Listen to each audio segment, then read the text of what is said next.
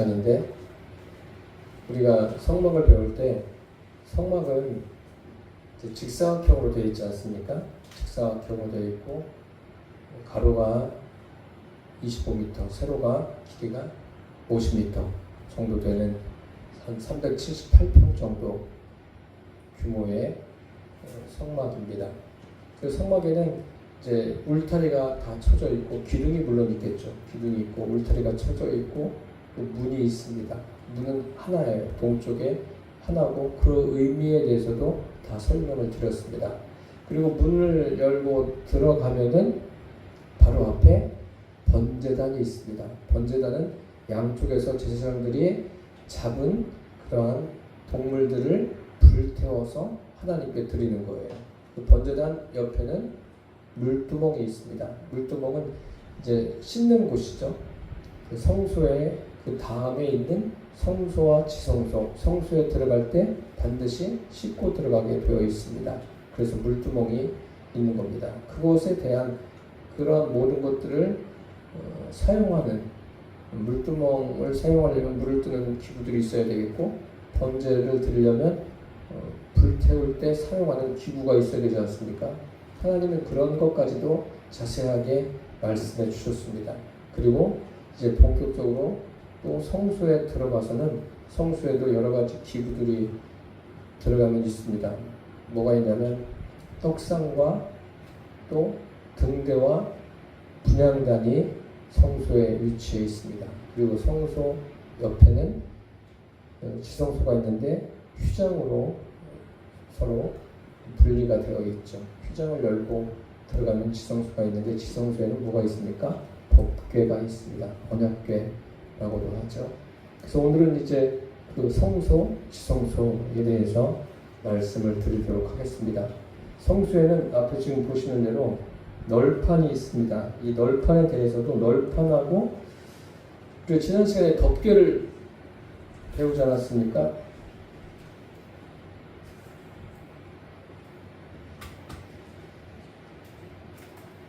네, 널판이 나옵니다.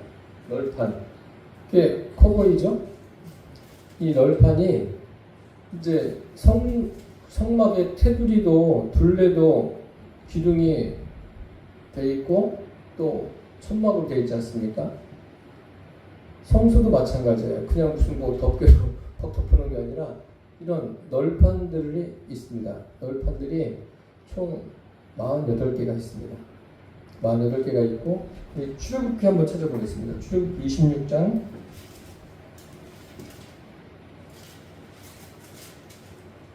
15절 16절 구약성경 121페이지입니다. 출애굽기 26장 15절 16절 같이 읽겠습니다. 너는 조각목으로 성막을 위하여 널판을 만들어 세우되 각 판의 길이는 10규빗 너비는 1규빗 반으로 하고 10규빗이에요. 10규빗이면 한 4.5m에서 5m 정도 굉장히 높죠. 그러니까 밖에서 좀 멀리서 보면 성소하고 지성소는 보여요. 밖에보다는 높으니까 굉장히 높게 되어 있습니다. 그리고 조각목으로 되어 있고 이것을 금으로 싼 거예요. 그 받침도 보이죠? 받침은 은받침입니다. 이게 성소와 지성소의 골조입니다. 널판. 그래서 길이가 5m, 넓이가 75cm. 75cm 이게 정확한 건 아니고 이런 정도 될 거다. 이거보다 좀 작을 수 있는데 거의 이런 모양이에요. 총 48개가 되어 있습니다. 48개인데 은받침은 아까 그림 보셨잖아요. 널판에 2개씩 되어 있는 거예요. 받침으로 2개씩 96개. 널판의 원어는 갈빗대, 상징적 의미를 가지고 있죠. 널판의 재료는 조각목을 금으로 싼 거예요. 이 지금 우리가 26장 출애굽기 26장 15절 16절을 읽었는데 그 널판에다 어떻게 하라고 자세하게 하나님이 말씀하셨어요. 그래서 성막에 관계된 이 출애굽기를 읽을 때 사람들이 머릿속에 그려지지 않으니까 굉장히 지루하고 몇 급이 나오고 뭐 간헐계권 배실로 뭐 청색 자색 홍색실 이게 막 계속 반복되니까 정신이 없는데 이런 사전 지식을 가지고 있으면 읽을 때 굉장히 도움이 돼요. 무슨 의미인지 알게 되는 거예요. 그래서 조각목과 금오로 그 조각목은 그 시띠나무라고 했어요. 하잘것없는 보잘것없는 거예요. 예수님의 인성이 그렇다는 거고 금은 예수님의 신성을 의미합니다. 그러니까 성막 전체는 예수님의 인성과 신성을 계속 우리에게 말씀해주고 있습니다. 고리와 금띠, 아까 고리가 이렇게 달려있는 거 보셨죠? 4개씩 달려있어요. 고리와 금띠가 있는 것만 알아두시면 되겠습니다. 이 의미 하나하나 말씀드리면 시간이 오래 걸립니다. 그 다음에 이제 여기에 이런 널판이에요. 이런 기둥을 이제 성소와 이것이 성소와 지성소로 되어 있습니다. 좀 들어가 보겠습니다. 성소의 내부에 하나, 둘, 셋 이 뭐예요? 떡상이 있고 그 다음에 등대가 있고 분향단이 있습니다.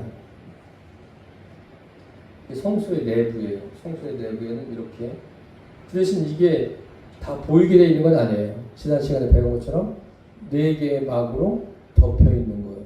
그러니까 여기에 뭐 불빛이 없으면은 캄캄하죠. 이 내부입니다. 먼저 등대를 보겠습니다. 등대는 여기에 불을 밝히는 거예요. 그런데 멋있죠? 등대 좀 밝게 이 살구나무 가지 모양을 하고 있어요. 이 불을 위에 켰는데 다 보이시죠? 이 등대에 대해서 말씀을 드리겠습니다. 출애굽기 25장 31절 여기 앞에 있는 것을 같이 읽겠습니다. 너는 정금으로 등대를 쳐서 만들되 그 밑판과 줄기와 잔과 꽃받침과 꽃을 한 덩이로 연하게 하고 뭐예요? 등대가 어떻게 만든 거예요? 한 덩이에요. 이게 뭐 잘라가지고 붙이고 조각해서 붙이고 그런 게 아니라 뭐예요? 정금으로 등대를 쳐서 만드는 거예요. 그리고 생각해보세요. 이게 이런 부분들도 성경을 읽으면서 어떻게 이렇게 할 수 있을까? 이 그림이 머릿속에 들어오면은 오히려 이런 부분들을 읽으면서도 많은 생각을 할 수 있게 됩니다. 이렇게 제작을 하나님이 그렇게 하라고 하셨어요. 금 1달란트를 두드렸다고 했어요. 금 1달란트는 몇 킬로인지 아시나요? 보통 한 34kg 정도 돼요. 감이 안 오시죠? 그럼 한 돈이 3.75g이니까 몇 돈인지는 계산을 안 해봤어요. 그런데 지금 시가로 하면 100억이 좀 안 되는 거예요.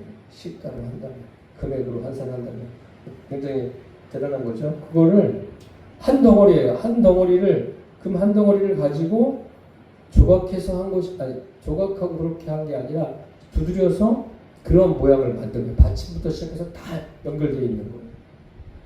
참.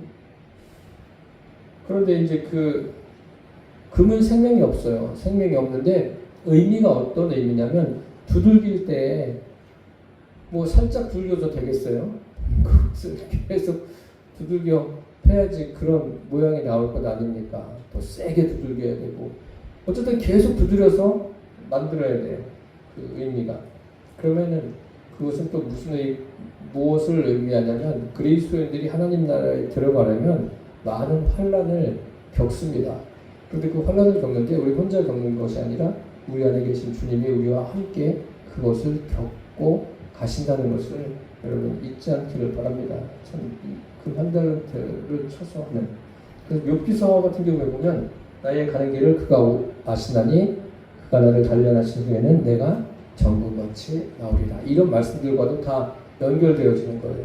이 성막에 대해서 그런 부분들을 딱 붙들고 있으면 성막의 말씀이 이 정금같이 나온다는 게 이런 거구나. 욥도 여러 가지 고난을 통해서 정금같이 나오게 되었구나.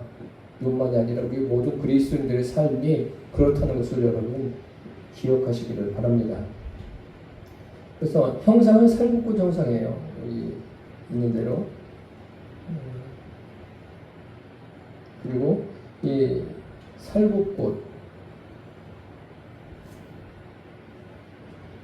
예레미야에도 이런 예레미야가 하나님께서 예레미야에게 말씀하실 때도 이런 살구꽃, 살구나무 가지를 보여주는 그런 내용도 있습니다. 이게 다 연결되어 있는 거예요. 연결되어 있는 것의 의미는 결국은 생명의 법칙이죠. 우리는 누구하고 연결되어 있습니까? 주님하고 연결되어 있는 거예요. 여기 요한복음 15장 말씀은 참 어느 말씀보다도 중요하죠. 4절 5절을 같이 읽어보겠습니다.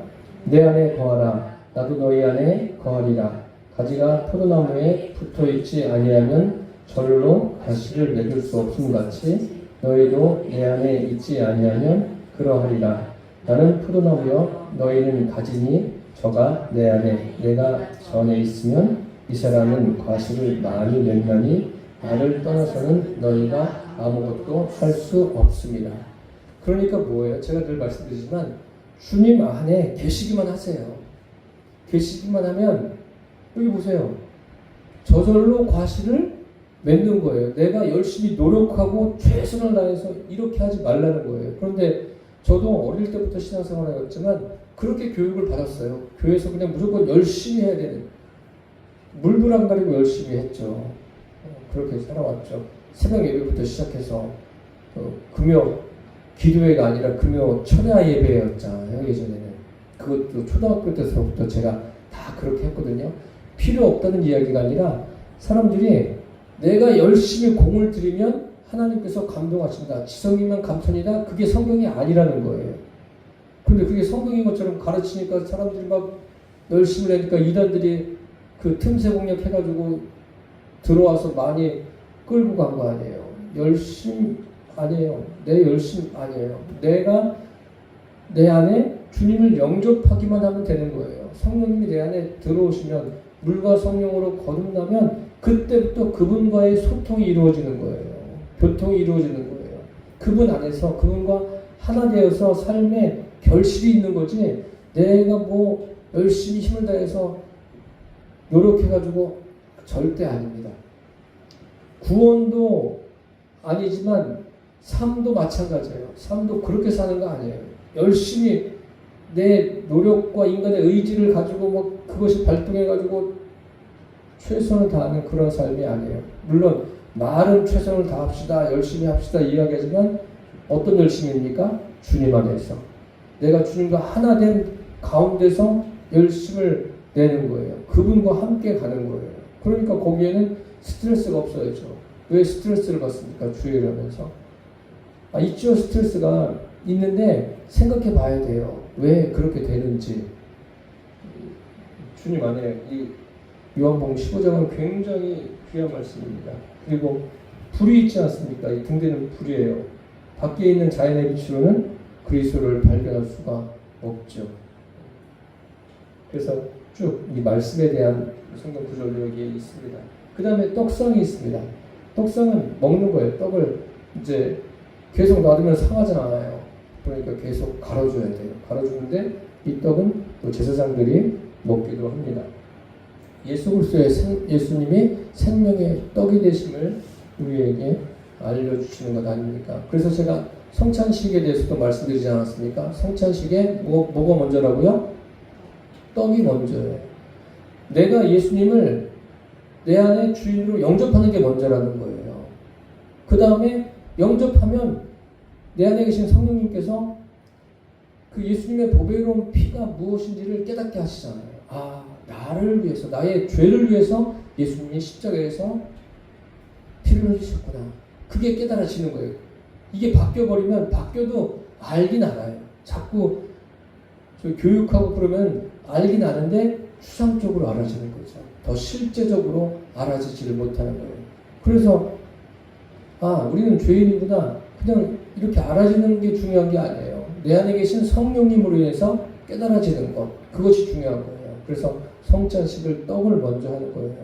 왜 떡을 먼저 하는지 그냥 편한 대로 해서 한다 그렇게 말하는 사람들도 있긴 있습니다. 그런데 여러분 그 부분은 제대로 아셔야 돼요. 떡상, 이 떡의 의미는 생명이죠. 예수 그리스도를 의미하는 거예요. 결국 요한복음에 있는 많은 여러 말씀들과도 연결이 됩니다. 떡, 예수님의 생명. 그렇죠? 그리고 뭐 자세히는 설명 안 하겠습니다. 역시 떡은 뭐예요? 말씀이에요. 예수님께서 사단이 광야에서 시험할 때, 성령에 이끌려서 시험을 받을 때 이런 말씀 하시지 않습니까? 기록되었을 때 사람이 떡으로만 사는 것이 아니요 하나님의 입으로 나오는 모든 말씀으로 살 것입니다. 사람은 어떤 존재예요? 이 음식만 가지고 사는 존재가 아니에요. 반드시 뭐가 있어야 돼요? 생명의 떡이신 예수님이 사람에게 있어야 돼요. 반드시 있어야 돼요. 그것이 없으면 사람다운 삶을 살 수가 없는 거예요. 이렇게 이야기하면 사람들은 그렇죠.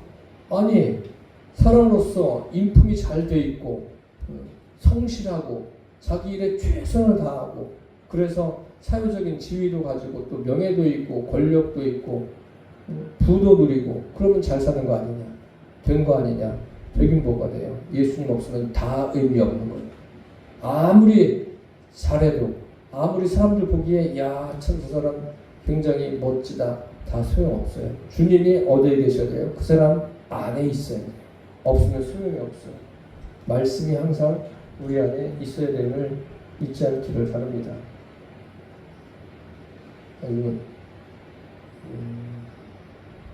넘어가겠습니다. 그 다음에 분향단이 있습니다. 분향단 요 앞에 여기 좀 올라와 있는 거 보이시죠?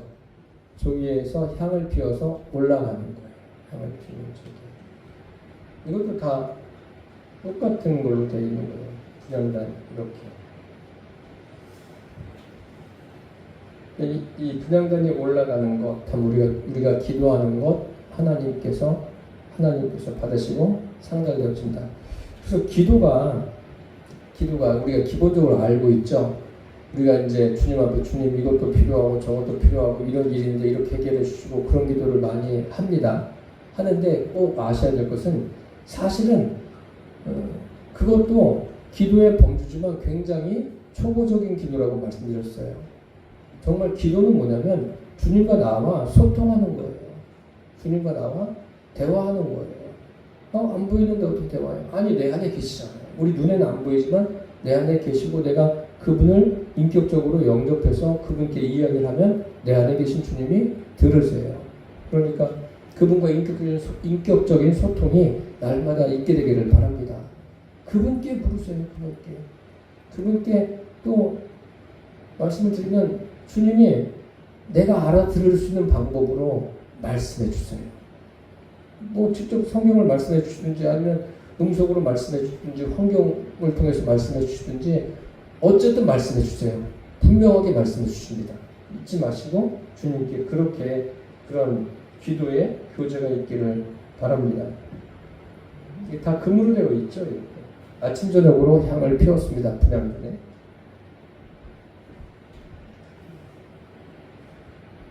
그다음에 아까 이제 대제사장에 대해서 나오는데 이 대제사장은 항상 깨어 있어야죠. 이렇게 하나님을 예배하는 자리에 늘 하나님을 만나는 자리에 항상 있으니까 대제사장도 마찬가지고 제사장도 마찬가지입니다. 이 대제사장에 대한 그림은 없어요. 이제 옷을 입은 것 아까 예배 전에 보셨죠? 그런 옷을 입어요. 머리도 이제 관을 쓰고 옷을 입는데 속옷과 에봇 앞치마 같은 거 아까 있었잖아요. 그 에봇 속에 입은 파란 색깔 보이시죠? 그것도 에봇 받침옷이에요. 속에 옷을 받쳐 입고 겉에 에봇을 입는 거예요. 그래서 이것도 그냥 자기가 입고 싶은 대로 입는 게 아니에요. 성경 읽어보면 자세하게 나와 있어요. 이게 반포 속옷을 입은 자에게 청색 겉옷이 덧입혀지듯이 의롭다 칭함을 받은 자들에게 주어지는 선물이 천국이며 이 천국을 소유한 자들에게는 아름답고 복된 소식이 항상 울려 나와야 한다. 그러니까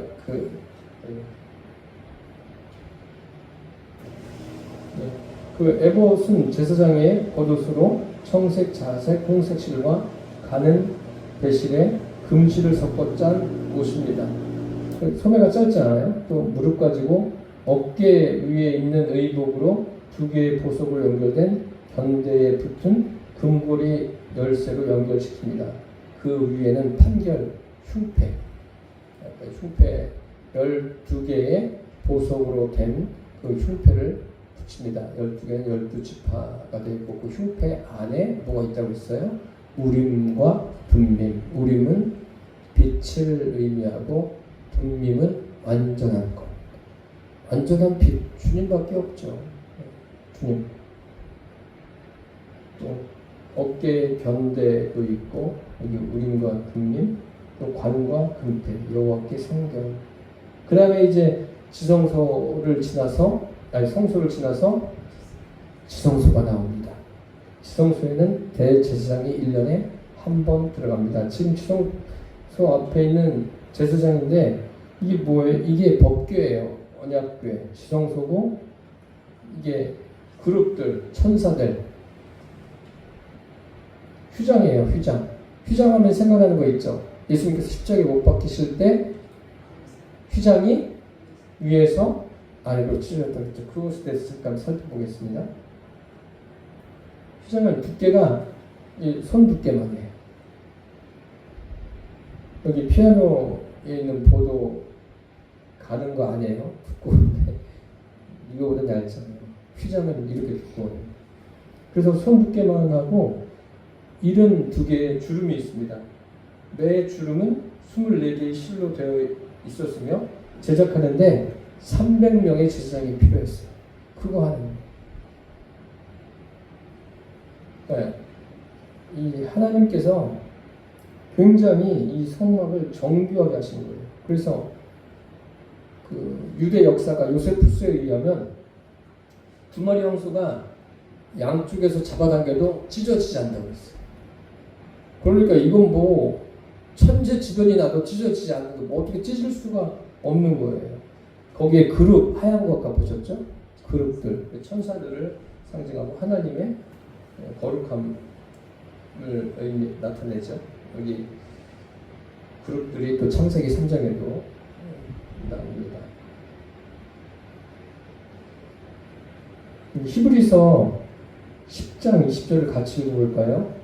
그 길은 우리를 위하여 휘장 가운데로 열어놓으신 새롭고 산 길이요 휘장은 곧 저의 육체니라. 이제 휘장이 돼서 그리스도의 죽으심으로 예수 그리스도의 죽으심으로 찢어졌죠. 이 마가복음, 마태복음, 누가복음, 히브리서에 다 나와 있습니다. 한번 읽어보겠습니다. 마가복음부터 예수께서 큰 소리를 지르시고 운명하시다. 이에 성소 휘장이 위로부터 아래까지 찢어져 둘이 되니라. 예수께서 다시 크게 소리 지르시고 영원히 떠나시다. 이에 성소 휘장이 위로부터 아래까지 찢어져 둘이 되고 땅이 진동하며 바위가 터지고 성소의 휘장이 한가운데가 찢어지더라. 히브리서 9장 12절 염소와 송아지의 피로 아니하고 오직 자기 피로 영원한 속죄를 이루사 단번에 성소에 들어가셨느니라. 이제 그 성소 휘장이 찢어진 거예요. 1년에 한 번씩 들어가던 지성소에 이제 대속죄일 날 들어가는 거 아닙니까? 근데 지금은 어때요? 지금은 우리가 수시로 주님께 나아가고 있지 않습니까? 이런 일이 있은 후에 주님이 십자가 사건 후에 이제 성소 휘장이 위에서 아래로 찢어졌습니다. 그런데 이것을 왜곡하는 사람들은 뭐 돌이 튀어가지고 탁 맞았는데 아래서부터 찢어졌다고. 근데 돌이 튀어서 찢어질 정도가 됩니까? 아니에요. 그 칼로 찢어도 안 찢어질 거예요. 그게 잘 찢기 쉬운 게 아니에요. 황소가 땡겨도 안 찢어지는데요. 그게 그렇습니까? 성소 휘장의 찢어짐의 의미, 단번에 이루어진 영원한 사건. 이게 히브리서하고도 이 출애굽기, 특히 성막 또 제사 드리는 내용들이 연결이 계속 되어져요. 출애굽기 10장 19절에서 22절 같이 읽겠습니다. 그러므로 형제들아 우리가 예수의 피를 힘입어 성소에 들어갈 담력을 얻었나니 그 길은 우리를 위하여 휘장 가운데로 열어놓으신 새롭고 산 길이요 휘장은 곧 저의 육체니라. 또 하나님의 집 다스리는 큰 제사장이 계심에 우리가 마음의 뿌림을 받아 양심의 악을 깨닫고 몸을 맑은 물로 씻었으니 참 마음과 온전한 믿음으로 하나님께 나아가자. 휘장이 찢어진 것은 하나님께 나아가는 길을 주님이 열어놓으신 거예요. 그러니까 은혜죠. 그래서 주님께 나아가는 게 은혜입니다. 원래 아무나 들어갈 수 없는 자리였잖아요. 그런데 이제 지금은 어떻습니까? 주님께 누구든지 나아갈 수 있어요. 예수 그리스도를 통해서 길이 열립니다. 역시 히브리서하고 연관이 참 많이 돼요. 이게 법궤예요. 그 지성소 안에 있는. 그래서 굉장히 멋있게 생겼죠. 네. 위에가 천사를 의미해요. 네. 그룹. 네. 법궤예요. 이제 보세요. 어떻게 되어 있나? 언약궤, 법궤고, 언약궤는 하나님의 현존, 하나님의 그 임재를 상징합니다. 궤의 고리에 채를 꿰어서 보관합니다. 그래서 이 주의해야 할 점이 행진할 때에 아론과 그 아들들이 성소와 성소의 모든 기구 덮기를 필요하거든 고아츠 손이 와서 맬 것입니다. 어떻게 하라고요? 매는 거예요. 거기 고리 보셨죠? 매요. 반드시 매야 돼요. 그러나 성물은 만지면 안 돼요. 만지지 말지니 죽을까 하노라. 회막 물건 중에서 이것들은 고아츠 손이 맬 것이며 누가 어떻게 해야 된다. 하나님께서 아주 상세하게 명시해 놓았어요. 또 다른 자손들, 레위 지파에서 다른 자손들은 또 무엇을 해야 되는지도 이제 성경에 명시해 놓았습니다. 분리하면 이렇게 돼요. 법궤, 이게 이제 이걸 메고 가는 거죠. 또 여기 궁금하죠? 이게 뭔가? 아론의 쌍난 지팡이, 또 만나 항아리, 그 두 돌판. 이것에 대해서 지금 말씀드릴게요. 이제 그룹의 임무, 그룹 아까 덮게 보셨죠? 그 그룹의 임무, 하나님의 영광이죠. 결국 하나님의 영광. 모든 그 인생에서도 그리스도인들의 삶에 열매 맺는 일이 하나님의 영광으로 되는 거예요. 우리 안에 계신 성령님으로 되는 거예요. 사람의 열심은 나중에 하나님이 계산하시겠죠. 하나님이 그것에 대해서는 말씀을 하시겠죠. 어쨌든 사람의 노력과 애씀으로 되어지는 게 아닙니다. 우리는 그 이야기들을 하고 싶은 거예요. 그 이야기들을 얼마나 많이 하고 싶어요. 하고 싶은데 그게 아니라는 거예요.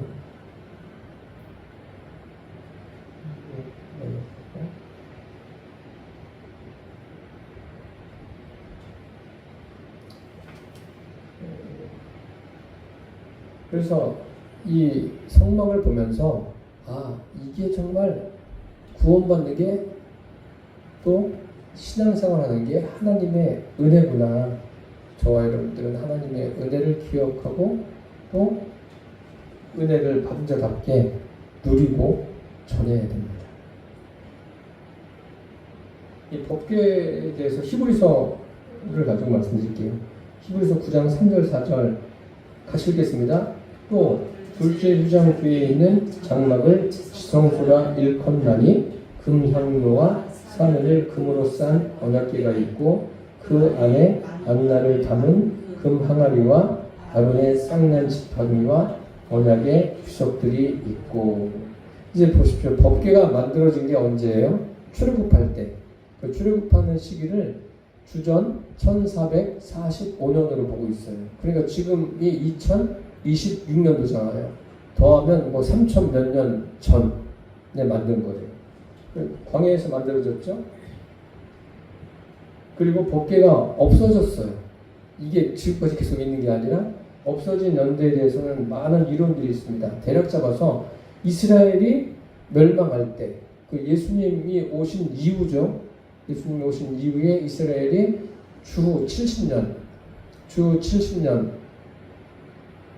로마의 디도 장군에 의해서 예루살렘이 완전히 초토화됩니다.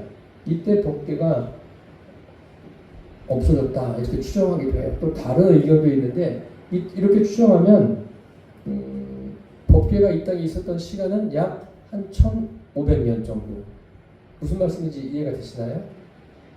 1445년, 주전 1445년에 만들어졌으니까 주후 70년에 없어지면 1445 더하기 70하면 한 1500년 조금 넘겠죠.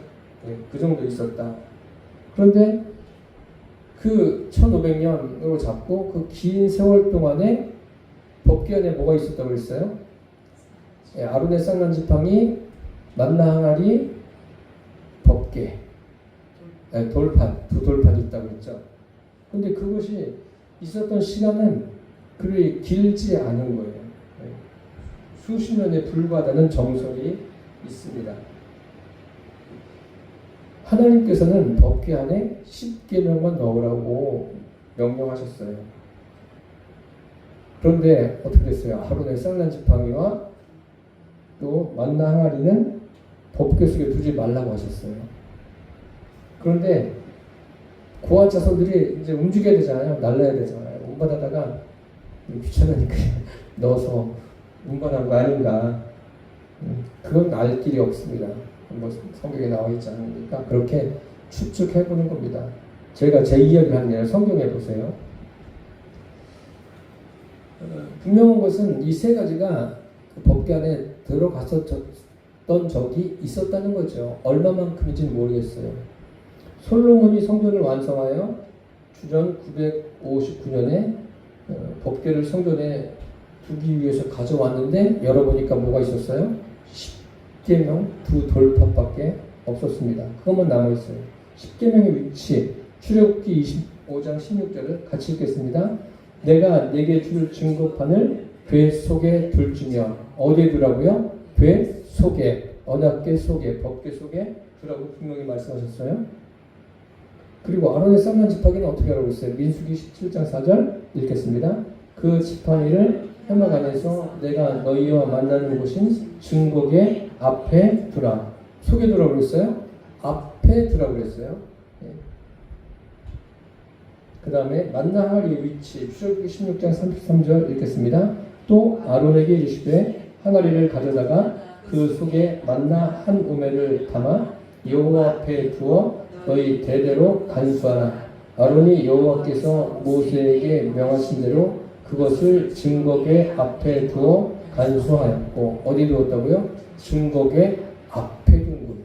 그런데 제가 방금 전에 말씀드린 것처럼 고아자손들이 일하다가 늘 앞에 두었다가 에이 귀찮다 함께 다 집어넣지 않았나 그렇게 생각되어집니다.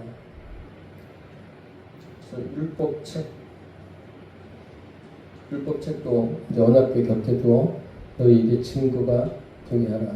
그런데 이 율법책도 솔로몬 시대에